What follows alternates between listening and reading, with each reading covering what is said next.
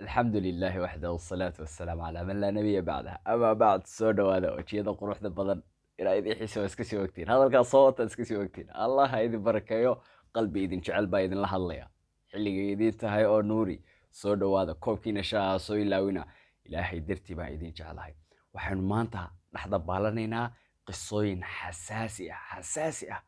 dhagihiinana u raaxayn doona insha allahu tabaaraka watacaala intaanan qisooyinka bilaabin su-aal aan isweydiinay ayay ahayd muuqaalkii ka horreey oo ahayd carabi miyey ridooday markuu abubakar khilaafada qabtay su-aashaas asxaabtu kasoo jawaabtay si saxay uga jawaabeen haa way jireen dad ridoobay carab oo dhan baa ridooday marka laba magaalo laga reebo laba magaalo waxaanan ka ahayn carab oo dhan way ridoobeen allahu akbar labadaa magaalo yaa garanaya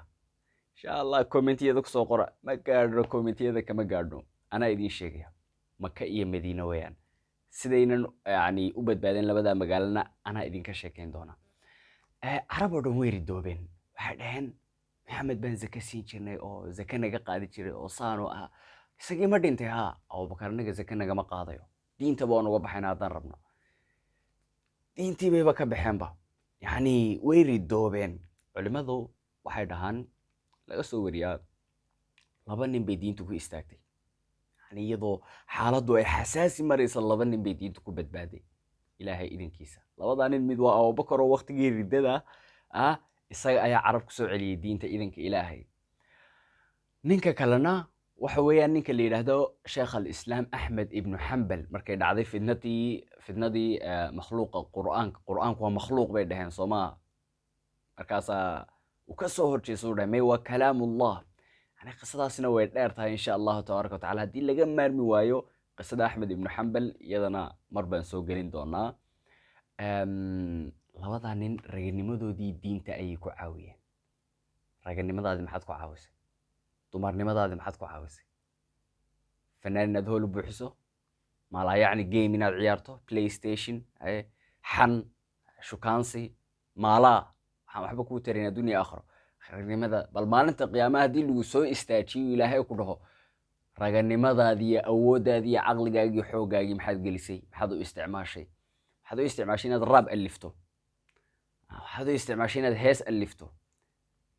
maxaad u isticmaashay maxaad diinta u qabatay maxaad diinta u tartay waan tukaday waan soomay waan salaaday ka sokow diinta maxaad u qabatay raggan raganimadoodii diintay ku caawiyaan dadkii ridoobay carab labay u kala qaybsameen qayb waxay dhaheen annagu zake ma bixinayno waan soomaynaa waan salaadaynaa laakiin zake lagama qaadayo qaarna waxay dhaheen walaa soon walaa salaad walaa zako waxaasoo dhan ba annagu kuma jirnay waanu ka faraxalanay bannaankaasaan ka taagannahay labadaas qaybood ayay u kala qaybsameen dadkii ridoobay musaylamat ibnu kadaab wuxuu ahaa nin nebinimo sheegtay sidoo kale aswad cansi mise cansi isna wuxuu ahaa reer yamaneed isna nebinimuu sheegtay iyo naagtii la dhihi jiray tuleyxa iyadana nebini bay sheegatay naag dhahaysa nebi baan ahay kow subxaan allah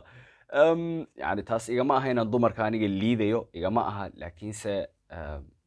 siaan wada ognahay ilaahayna inoo abuuray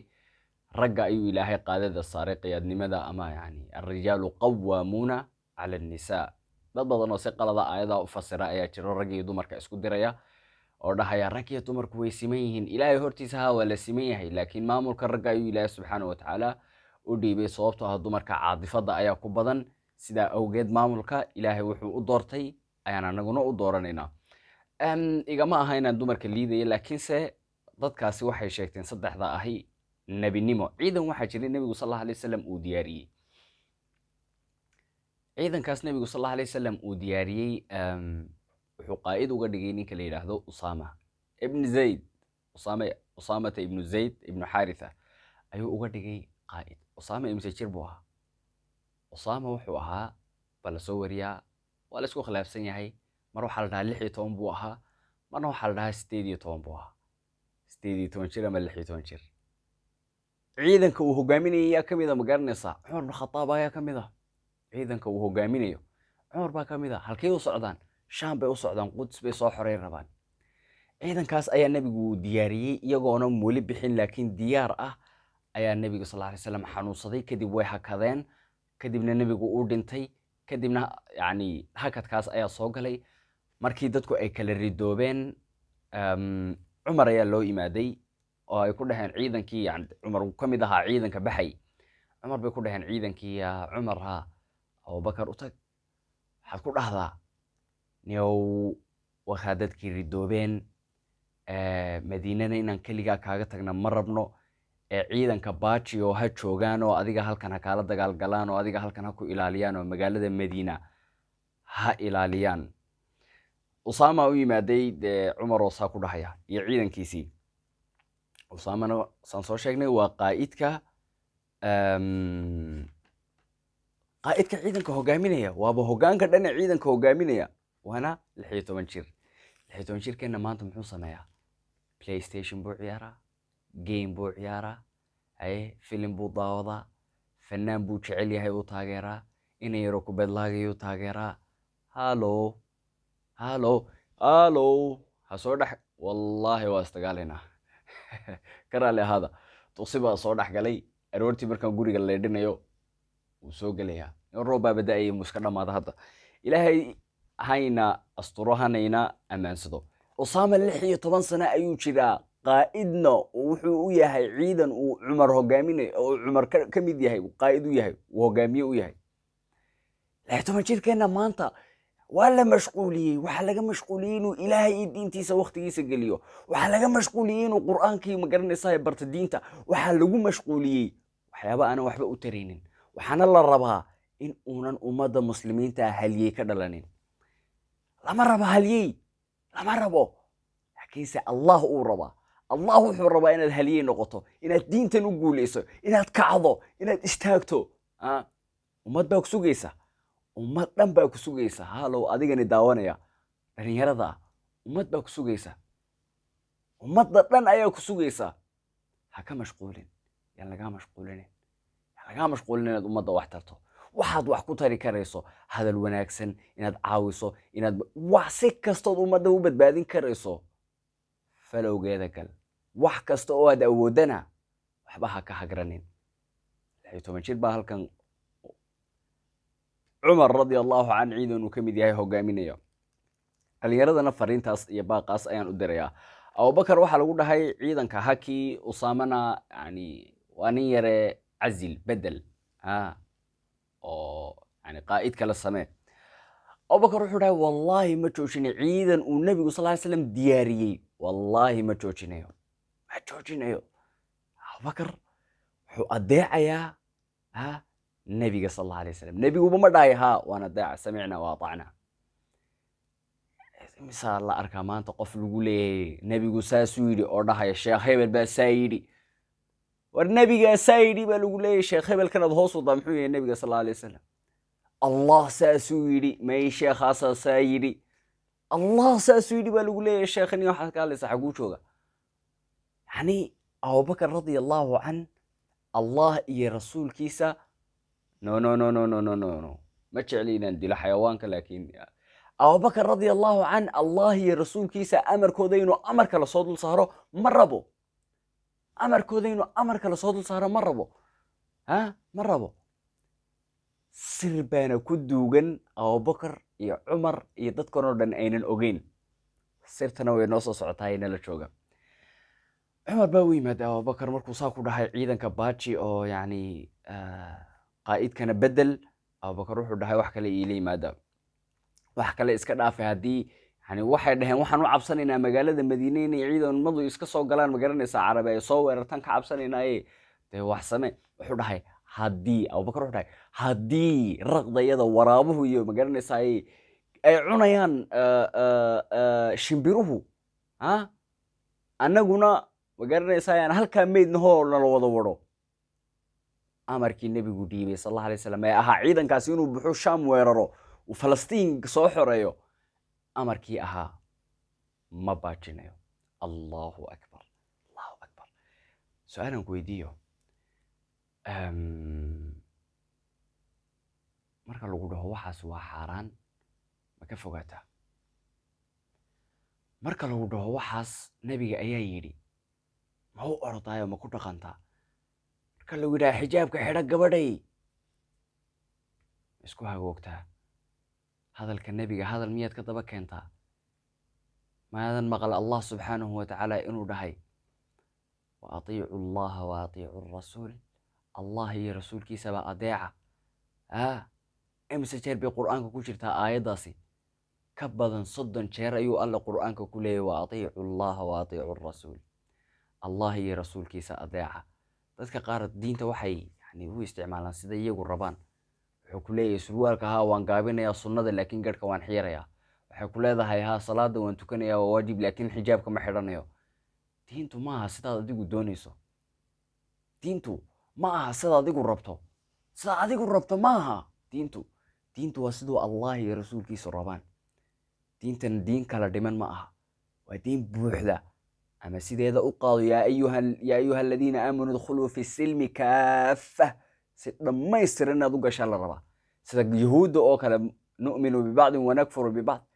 laa lama rabo qayb baan rumaynayna aan kaga dhaqmayna qaybna kagama dhaqmayn lama rabo diintan waa diin dhammaystiran sideedaas dhammaystirankeedaas ayaa la rabaa in lagu qaato axmed ibnu xambal imaam axmed imaam ahlu sunna waljamaaca waxa uu leeyahay aayaddan uu akhriyay wa atiicu allaha wa atiicu rasuul kadib wuxuu dhahay alla subxaanahu watacaala mise 35 jeer mise 33 jeer ayuu dhahay alla subxaanahu watacaala wa atiicu allaha wa rasuulah allah iyo rasuulkiisa adeeca kadib waxa uu akhriyey aayadda kale dhahaysa falyaxdar aladiina yukhaalifuuna can amrihi an tusiibahum fitna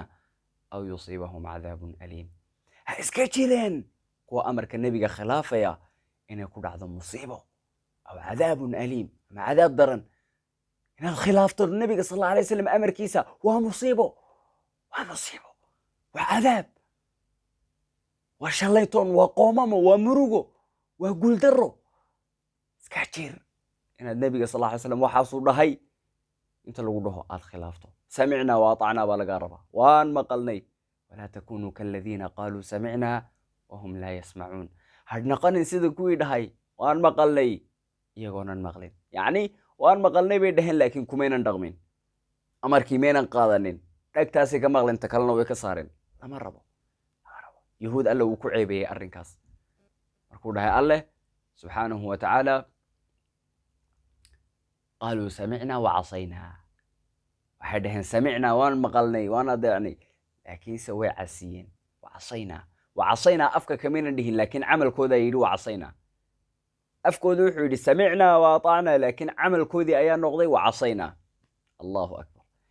amarka nebiga sal alla alay slam amaryiinaan soo dul saarin aynu qaadanno ilaahayna subxaanahu watacaala ha ina waafajiyo hana inagu magaranaysaa sugo allah subxaanahu watacaala markuu ka dhigay magaranaysaa abubakar radia allahu can khaliifata rasuulillaah uu cumar u yimaaday uu cumar ku dhahay ciidanka magaranaysaa bal usaamo waaye hee bedelo usaamo waxaad ku dhahdaa mataqaanaa cazil usaama abubakar wuxuu ku dhahay yaa cumar thakiladka ummuka yaa cumar hooyadaa kaa gablantay oo ku weydaye ma hoggaan uu nebigu sal allahu alay wasalam doortay uu hoggaan ka dhigay ayaad ileedahay bedel ma amarka nebigaad rabtaa inaan khilaafo cumaroo xanaaqsan baa soo noqday ciidankii ku soo noqday yani cumar wuxuu ka xanaaqsan yahay inuu abubakar ka soo xanaajiyey kama xanaaqsana abubakar suu la soo hadlay wuxuu ka xadhaysan yahay inuu abubakar ka xanaajiyey ciidankiibuu usoo noqday markaasuu ku dhahay khayr sheeg markaasuu ku dhahay thakilatkum ummahaatukum hooyooyinkiinoo dhan ha idinka gablamaan intaa waxaad rabteen inuu abubakar radia allahu can khaliifata rasuulillaah in aan ka soo cadhaysiiyo oo aan ka soo xanaajiyo intaasunbaad u socoteen intiina way dhacday soo maha abubakar ayaa usaame u yimaaday yaa usaame 16 jir 16 jir weyaan abubakarna khaliifadii dhaldeed u yimaado wuxuu rabaa inuu idan ka qaato wuxuu ku dhahay ciidanka way baxayaan laakiinse ii idan inuu cumar ila joogo cumar inuu ii joogo ii idan usaamow allahu akbar yani ciidanka dhan ninka hogaaminayey sow kama sarreeya ninka madaxweyne oo wuxuu doono ma amri karayo haddana madaxweynihii oo abubakar raba intuu yimaada ku dhahaya idan quruxda islaamka xadaaradda diinteenna xadaaradda quruxda badan aynu leenahay cid diin kale walaa dowlad kale walaa yani laguma hayo taariikhda laguma hayo khaliifadii dhannayd baa u imaanaya inay yaroo 16 sano jira 17 18 sano jira oo dhahaya idan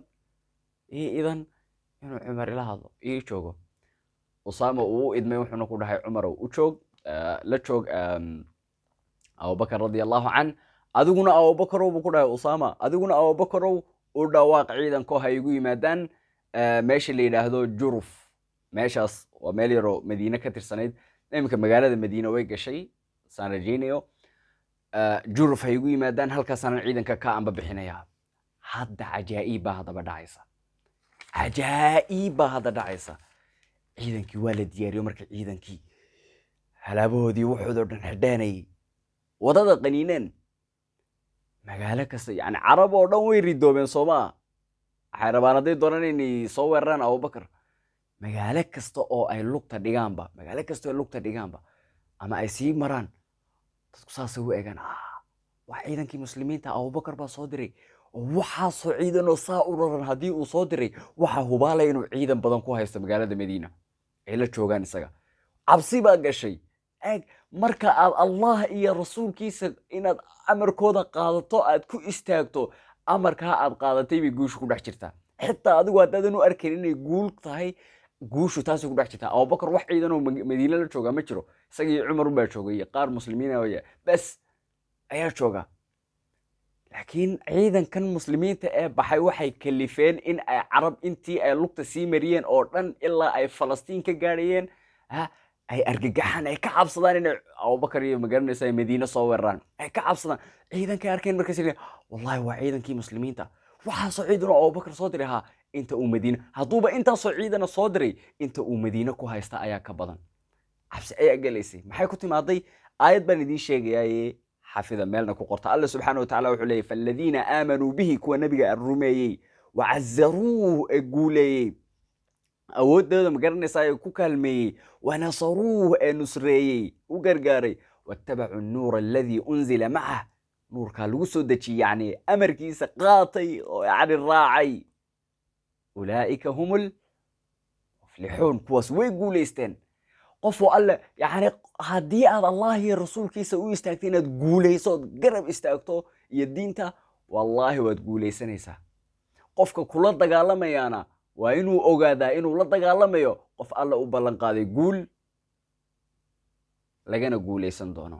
ilaahay subxaanahu watacaala ha ina guuleeyo adduun iyo aakhiraba markay ciidankii usaama uu watay falastiin cagaha dhigeen carab dadkii ridoobayay aad ayay usii tiro bateen muuqaalkan intan ayaan ku joojinaynaa su-aal ayaan idin weydiinayaa su-aashaan idin weydiinaya waxay tahay ciidankaasi miyay xoreeyeen falastiin markii yani ay galeen mise maynan xoreynin insha allah muuqaalkan kan xigaan kaga jawaabi doonaa allah idin barakeeyo ilaahay dartii baan idin jeclahay ducadiina hayga ilaawina muuqaalkana yani reactionadiina ka bixiya insha allahu tabaaraka watacaala iyo wixii aad su-aal qabtana hoos igu reeba allah idin barakeeyo hore socdo kusaliya nebiga xilligay idin tahay oo nuuri astawdicukum allah alladii laa tadiicu wadaa'icuh asalaamu calaykum waraxmat ullaahi wabarakaatuh